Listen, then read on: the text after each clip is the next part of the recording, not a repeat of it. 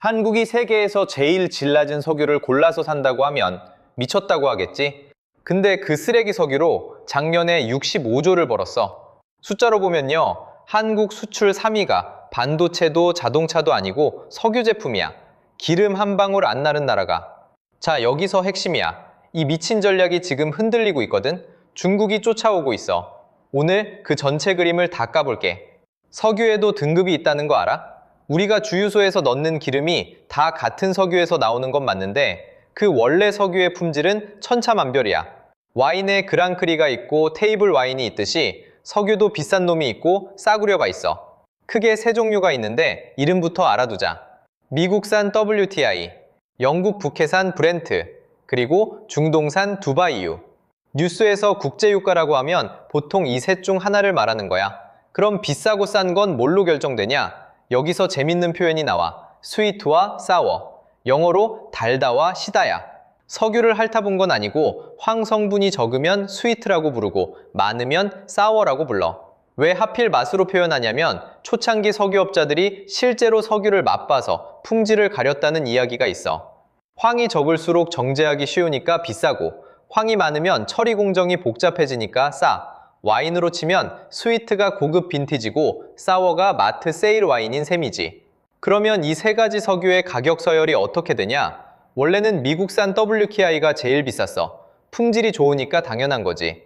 근데 2010년 이후로 판이 뒤집혔어. 미국에서 셰일 오일이 쏟아져 나오면서 공급이 넘쳐난 거야. 지금은 브렌트가 제일 비싸고 그 다음이 두바이유, 그 다음이 WTI야. 숫자로 보면 WTI는 브렌트보다 배럴당 평균 8.5달러 싸, 두바이유보다도 5.5달러 싸. 근데 한국은 이 싸구려 사워 원유를 일부러 골라 사서 마법을 부린다. 그 이야기는 잠깐 뒤에 하기로 하고 여기서 잠깐, 배럴이 얼마만큼인지 감이 안 오지? 1배럴은 약 159리터야. 그랜저 연료 탱크가 약 65리터니까 그랜저 연료 탱크 2.5개를 가득 채울 수 있는 양이야. 참고로 이 배럴이라는 단위는 1866년에 미국 펜실베이니아 석유업자들이 와인통 크기를 기준으로 정한 거야. 석유의 역사가 와인통에서 시작된 거지. 그럼 여기서 궁금한 게 생겨. 중동 석유는 대체 왜 질이 낮은 걸까? 이걸 이해하려면 석유가 뭐로 만들어지는지부터 알아야 돼. 많은 사람들이 공룡이 죽어서 석유가 됐다고 알고 있는데 그거 아니야. 진짜 원료는 수억 년 전 바다에 살던 아주 작은 미생물이야. 플랑크톤 같은 해양 생물의 사체가 바닥에 쌓이고 땅속에서 엄청난 열과 압력을 받으면서 석유가 된 거지. 공룡보다 훨씬 이전 시대의 이야기야. 중동 지역에는 아주 오래전에 테티스해라는 거대한 바다가 있었어. 이 바다가 마르면서 소금층이 두껍게 쌓였는데 이 소금층이 뚜껑껑처럼 석유를 가둬주는 역할을 했어. 덕분에 석유가 엄청나게 많이 보존됐지. 근데 문제는 이 소금이야. 소금층 때문에 석유의 유황 성분이 많이 스며들었어. 그래서 중동 원유는 황합량이 높은 사워 원유가 된 거야. 정리하면 이래. 중동 석유는 양은 어마어마하게 많은데 품질은 떨어져. 불순물이 많아서 정제하기 까다롭고 그래서 가격도 싸. 업계에서 쓰레기 석유라는 별명이 붙는 이유가 바로 이거야. 한마디로 중동 땅은 석유 창고로는 최고인데 석유 품질로는 꼴찌인 셈이지. 보통 나라라면 당연히 깨끗하고 좋은 기름을 사겠지. 근데 한국은 이 비싸고 좋은 기름을 안 쓰고 일부러 싸구려를 골라 산다. 왜? 상식적으로 생각하면 가까우니까 운송비 때문이라고 하겠지. 맞긴 한데 진짜 이유는 따로 있어. 운송비 때문에 중동 석유를 산다. 상식적으로 맞는 말이야. 중동에서 한국까지 배로 21일 걸려. 미국에서 오면 운송비가 2배 이상이야. 톤당 30달러짜리 뱃삭지 60달러 넘게 뛰어버려. 같은 기름인데 배 타는 값만 2배면 당연히 가까운 데서 사는 게 이득이지. 그리고 양도 문제야. 한국이 하루에 들여오는 석유가 282만 배럴이거든. 이게 감이 잘 안 올 수 있는데 초대형 유조선이라는 게 있어. 길이만 345m, 축구장 3.3개를 일렬로 세운 크기야. 이 괴물 같은 배가 매일 한 척 이상은 들어와야 하는 양이야. 편의점에 매일 택배가 쏟아지듯이 한국 항구에 매일 거대한 유조선이 줄을 서는 거지. 그 물량을 안정적으로 끊김없이 쏟아부어 줄 수 있는 곳이 사실상 중동밖에 없어. 사우디 한 나라에서만 전체 수입의 3분의 1을 가져오거든. 여기까지가 보통 사람들이 아는 이유야. 가까우니까, 양이 많으니까. 맞아, 틀린 말은 아닌데 대부분은 여기서 생각을 멈춰. 근데 이 다음이 진짜야. 자, 여기서 핵심이야. 한국이 중동 석유를 고집하는 진짜 이유. 질 낮은 석유에서 오히려 더 많은 돈을 뽑아낼 수 있기 때문이야. 뭔 소리냐고? 천천히 설명해 줄게. 아까 말했지? 중동 석유는 황성분이 많은 사워 원유라고. 쉽게 말하면 불순물 범벅인 시큼한 기름이야. 다른 나라들은 이런 거 잘 안 써. 그냥 태워서 에너지로 쓰기에도 불순물 처리 비용이 들어서 꺼리거든. 근데 한국은 이걸 태우지 않아. 분해해. 이 한마디가 모든 걸 바꿔. 보통 나라는 석유를 사서 태운다. 한국은 석유를 사서 해체한다. 이게 완전히 다른 게임이야. 한국 정유 공장에는 고도화 설비라는 게 있어. 쉽게 말하면 싸구려 기름에서 비싼 제품을 뽑아내는 마법 장치야. 무겁고 질 나쁜 기름을 집어넣으면 가볍고 비싼 기름으로 바꿔줘 주는 거지. 다른 나라 정유 공장은 좋은 기름을 넣어야 좋은 제품이 나오는데 한국은 나쁜 기름을 넣어도 좋은 제품이 나오게 만들어 놨어. 이 장치에 중동산 사워원유를 집어넣으면 뭐가 나오냐? 경유가 나와, 항공유가 나와, 휘발유가 나와, 선박기름인 벙커시유가 나와. 근데 여기서 끝이 아니야. 나프타라는 게 나오거든? 이게 뭐냐면 플라스틱이랑 합성수지의 원재료야. 우리가 매일 쓰는 플라스틱 용기, 비닐봉지, 페트병 이런 게 전부 다 여기서 시작돼. 여기서 한 단계 더 들어가 볼게. 이 나프타를 한 번 더 분해하면 에틸렌이 나오고 프로필렌이 나와. 이름이 어렵지? 근데 이게 뭐가 되는지 알면 소름이야. 플라스틱이 되고 합성수지가 되고 합성섬유가 되고 심지어 반도체 만들 때 쓰는 세정제까지 돼. 너 지금 들고 있는 스마트폰 케이스도 결국 이 과정에서 나온 거야. 정리하면 이거야. 원유 한 방울에서 10가지 제품이 쏟아지는 구조. 이걸 가능하게 하는 비밀이 하나 더 있어. 한국은 정유공장이랑 석유화학공장이 파이프 하나로 직접 연결되어 있거든. 여수, 울산, 대산. 이 세 곳을 보면 정유공장 바로 옆에 석유화학공장이 붙어 있어.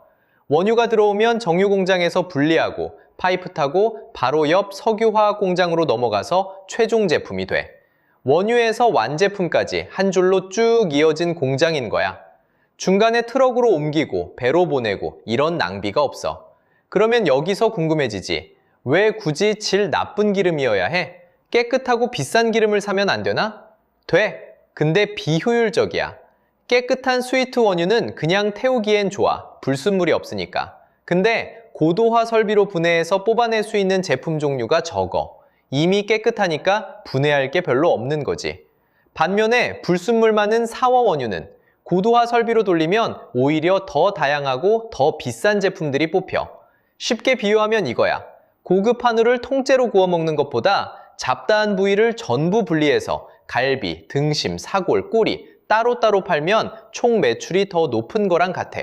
숫자로 보면요. 중동산 사워 원유는 깨끗한 기름보다 배럴당 4달러쯤 싸. 4달러가 별거 아닌 것 같지? 근데 한국은 하루에 282만 배럴을 사거든? 하루에 아끼는 돈만 1,100만 달러 넘어. 연간으로 치면 수조 원을 절감하는 거야. 싸게 사서 비싸게 만들어 파는 구조가 완성되는 거지. 그래서 한국 정유사들의 고도화율이 세계 최고 수준이야. 정제 능력도 세계 5위. 기름 한 방울 안 나는 나라가 세계 5위라고. 다른 나라가 석유를 사서 그냥 불 때는 동안 한국은 석유를 완전히 해부해서 뼈까지 발라먹는 거야. 그래서 업계에서 이런 말이 나와. 한국 정유공자는 땅 위의 유전이라고. 땅에서 기름이 안 나와. 근데 기름으로 돈을 벌어. 유전 없이 유전을 만들어낸 셈이지. 쓰레기라고 불리던 기름, 그 기름이 한국 손을 거치면 무기가 돼.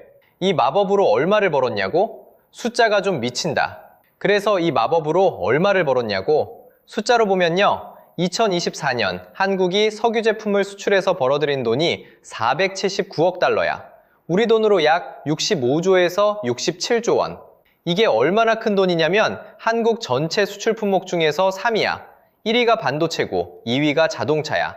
3위가 석유 제품이라고. 기름 한 방울 안 나는 나라에서. 잠깐 이거 다시 생각해봐. 사우디아라비아도 아니고 UAE도 아니고 땅 파면 고구마 하나 나오는 대한민국이 석유 제품으로 65조를 번다고? 이게 말이 되냐고. 근데 돼. 진짜로 돼.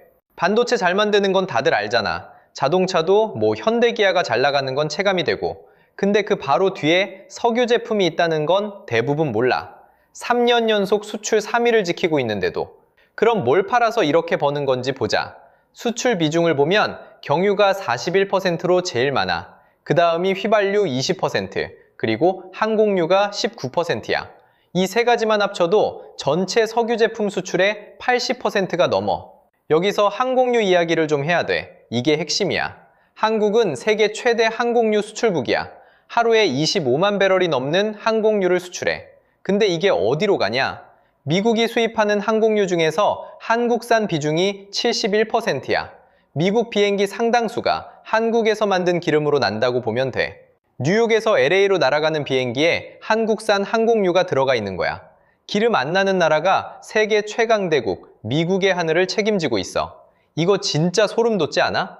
한번 상상해봐. 미국 공항에서 비행기 탈 때 연료 넣는 거 보이잖아. 그 기름이 태평양 건너 한국에서 날아온 거라고.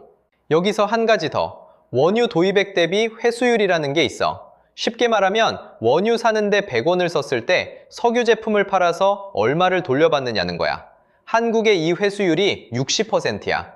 원유 수입하는 데 쓴 돈의 60%를 제품 수출로 그대로 회수한다는 뜻이지.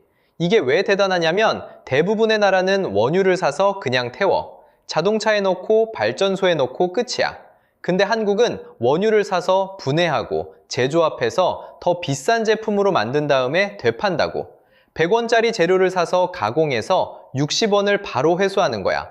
나머지 40원어치는 국내에서 쓰는 거고. 만약에 한국이 중동산사와 원유 대신 비싸고 깨끗한 WTI만 썼다면 어떻게 됐을까? 일단 원유 구매 비용이 훨씬 올라가. 거기다 WTI, KI 같은 경질류에서는 나프타가 적게 나와. 나프타가 적으면 석유화학 산업이 돌아가질 않아. 플라스틱도 못 만들고 합성수지도 못 만들고 반도체 세정제도 못 만들어. 그러면 지금 같은 65조 수출은 꿈도 못 꿨을 거야. 정리하면 이래. 한국은 일부러 싸고 질 낮은 석유를 골라서 사고 그걸 세계 최고 수준의 기술로 분해해서 비싼 제품으로 바꿔 파는 나라야. 원재료를 수입해서 완제품을 수출하는 구조. 어디서 많이 본 패턴 아니야? 반도체도 그렇고 자동차도 그렇잖아. 한국이 제일 잘하는 게 바로 이거야. 남의 원재료를 가져다가 세계 최고 품질로 가공해서 배파는 것. 석유도 똑같은 방식으로 돈을 버는 거야. 기름이 안 나는 게 약점이 아니라 기름을 가공하는 기술이 무기가 된 거지. 기름 안 나는 나라가 기름으로 먹고 사는 아이러니. 이게 대한민국이야. 근데 여기서 끝이면 좋겠는데 이 전략이 지금 흔들리고 있어. 중국이 쫓아오고 있거든. 여기까지 들으면 한국 대단하다 이런 생각이 들지? 쓰레기 석유로 연 60조를 벌어들이는 나라. 근데 지금 이 마법이 깨지고 있어. 그것도 두 방향에서 동시에. 먼저 뒤쪽부터 보자. 중국이 쫓아오고 있어. 한국 석유화학 제품의 최대 수출 시장이 어딘지 알아? 중국이야. 전체 석유화학 수출의 38%가 중국으로 가. 근데 이 시장이 무너지고 있어. 왜냐하면 중국이 이제 자기가 직접 만들기 시작했거든. 숫자로 보면요. 중국 석유화학 자금률이 지금 90%를 넘었어. 코로나 이후로 미친 듯이 설비를 늘렸는데 기초 원료 대부분을 이제 자기네가 다 만들어. 그 결과가 뭐냐? 한국의 대중국 석유화학 수출이 2013년에 235억 달러였어. 그게 2023년에 170억 달러로 쭉 내려왔어. 10년 만에 65억 달러가 증발한 거야. 이게 무슨 의미냐? 너한테 매달 월급의 38%를 주던 거래처가 있는데 그 거래처가 이제 우리가 직접 할게 라고 하는 거야. 그러면 어떻게 돼? 매출이 쪼그라들지. 한국 석유화학 업계가 지금 딱 이 상황이야. 최대 고객이 경쟁자로 변해버린 거야. 근데 이건 시작이야. 앞에서도 막혔어. 2026년, 올해 실제로 벌어진 일이야. 미국과 이란 사이에 전쟁이 터지면서 호르무즈 해협이 봉쇄됐어. 호르무즈 해협이 뭐냐면 중동에서 석유를 실어 나오는 유일한 길목이야. 한국이 수입하는 원유 대부분이 이 길을 통과하거든. 이 봉쇄 때문에 중동발 원유 공급이 10일 넘게 중단됐어. 정부가 원유 위기 경보를 경계로 올렸고 국내 원유 재고가 평시 대비 20% 넘게 줄었어. 자, 여기서 핵심이야. 이게 그냥 뉴스에서 보는 남의 나라 이야기가 아니야. 네 지갑에 직접 들어오는 이야기야. 산업연구원이 계산한 게 있어. 호르무즈 봉쇄가 3개월 계속되면 제조업 평균 생산비가 11.8% 오른다고. 공장에서 물건 만드는데 기름이 들어가잖아. 기름값이 뛰면 공장 생산비가 올라. 생산비가 오르면 물건값이 올라. 물건값이 오르면 네 월급으로 살 수 있는 게 줄어드는 거야. 이걸 하나씩 쪼개볼게. 기름값이 오르면 공장 돌리는 비용이 올라간다. 그러면 라면값 올라, 택배비 올라, 플라스틱 포장재 가격 올라. 나프타 가격이 뛰면 합성 수지 가격이 올라가니까 너한테 오는 거의 모든 생활용품 가격이 올라가는 구조야. 결국 네 월급은 그대로인데 네가 써야 하는 돈이 늘어나는 거지. 월급은 안 올랐는데 장바구니 물가만 올라가는 그 느낌. 지금 그게 석유 때문에 벌어지고 있는 거야. 실제로 OECD가 한국의 올해 경제 성장률 전망을 깎았어. 원래 2.1%였는데 1.7%로 내렸어. 0.4%포인트 하락. 이거 주요국 중에서 가장 큰 폭의 하향 조정이야. 전 세계 경제 전문가들이 석유 의존도 높은 한국이 이번에 제일 타격 크겠다고 보고 있다는 뜻이야. 정리하면 이래. 60조 벌던 마법이 두 방향에서 동시에 공격받고 있어. 뒤에서는 중국이 이제 우리가 직접 만들게 라면서 수출 시장을 뺏고 있고, 앞에서는 호르무즈가 막혀서 원료 자체가 안 들어오는 거야. 수출은 줄고 비용은 오르고, 이 양쪽에서 압박이 오면 네 물가가 오르고 네 월급의 실제 가치가 떨어져. 솔직히 좀 무섭지. 근데 아직 끝이 아니야. 한국이 가만히 있진 않거든. 그래서 지금 뭘 하고 있냐면, 여기까지 들으면 한 가지 질문이 남지. 그래서 우리 어떻게? 걱정부터 하지 마. 한국이 손 놓고 있었던 건 아니야. 첫 번째, 비축량. 한국은 지금 석유를 1억 5,700만 배럴 쌓아두고 있어. 이게 208일분이야. IEA가 권고하는 최소 비축량이 90일분인데 그 2배가 넘어. 전 세계에서 비축일수 기준으로 6이야. 당장 중동에서 석유가 한 방울도 안 들어와도 7개월은 버틸 수 있다는 뜻이지. 두 번째, 수입선 다변화. 여기가 좀 놀라울 거야. 2016년에 미국산 원유가 한국 수입에서 차지하는 비중이 0.21%였어. 거의 안 사왔다는 뜻이야.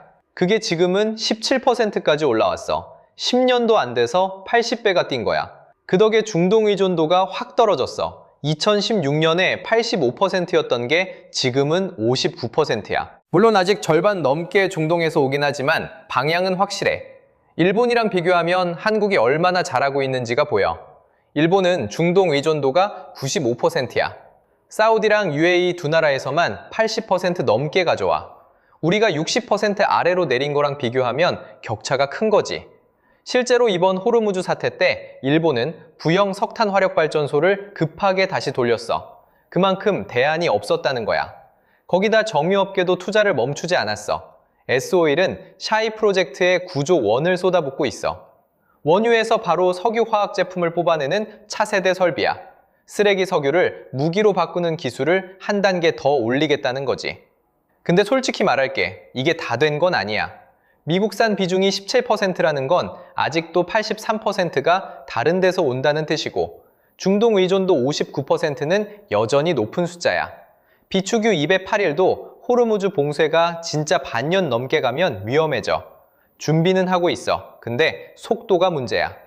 정리해보자. 한국은 기름 한 방울 안 나는 나라야. 근데 다른 나라가 거들떠보지 않는 사워 원유를 사다가 해부하고 분해해서 연간 65조 원어치 제품을 만들어 팔아. 정유 능력 세계 5위, 항공유 수출 세계 1위, 쓰레기를 무기로 바꾼 나라야. 그런데 그 무기의 원료가 한 곳에 몰려 있었어. 지금 그 통로가 흔들리고 있고 중국이라는 새로운 경쟁자까지 치고 올라오고 있어. 비축도 해놨고 수입선도 넓히고 있지만 변화의 속도가 위기의 속도를 따라잡을 수 있을지는 아직 모르는 거야. 여러분 생각은 어때? 한국 석유 전략 앞으로 괜찮을까? 댓글로 알려줘. 이런 경제 이야기 더 듣고 싶으면 구독 눌러줘. 다음에 또 올게.